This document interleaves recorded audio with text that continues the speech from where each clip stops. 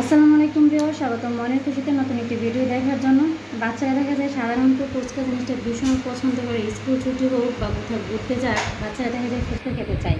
এই বাচ্চাদেরকে ফুচকাটা বাসায় তৈরি করে দেওয়া হয় তাহলে স্বাস্থ্যকর হয়, বাচ্চারা ভীষণ মজা করে আনন্দ করে খেতে পারে। আর সাথে যদি আপনার সন্তান থাকে তাহলে তো কথাই নেই, সে নিজে তৈরি করবে, সে নিজেই খাবে আর ভীষণ মজা করে।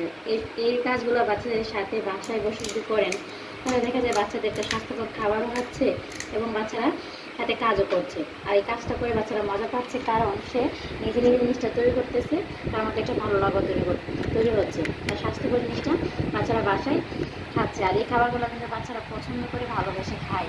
বাসায় তৈরি করে দেখা যায় বাইরে খাওয়ার আগ্রহটা কম থাকে। বাসায় যদি আপনি জিনিসগুলো তৈরি করে দেন বাচ্চাদের, দেখা যায় বাচ্চারা বাইরে গেলে এই খাবারগুলো খেতে বায়না করবে না। আর যদি বাচ্চাদের তৈরি করে দেন তখন অবশ্যই বেশি করে ডিম দিয়ে তৈরি করে দেবেন, তখন দেখা যায় বাচ্চারা ডিম দিয়ে কিন্তু ফুচকার সাথে সাথে খেয়ে ফেলে। সাধারণত দেখা যায় বাচ্চারা ডিম খেতে চায় না, ডিম খেলে কিন্তু কুসুমটা খায় না। এভাবে যদি ডিমটা গ্রেট করে ফুচকার ভিতরে দেওয়া হয় তাহলে কিন্তু বাচ্চারা আনন্দ করে ডিমটাও খেয়ে ফেলে।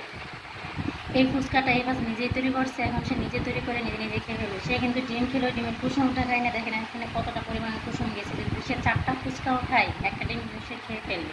এভাবে কিন্তু বাচ্চাদের ডিমটা সহজে খাওয়াতে পারে, আবার সে আনন্দ সহকারে খাবে।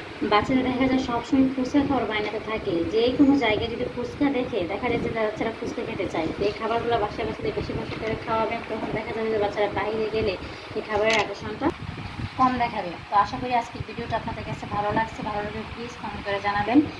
ভালো থাকবেন, সুস্থ থাকবেন। আল্লাহ হাফিজ।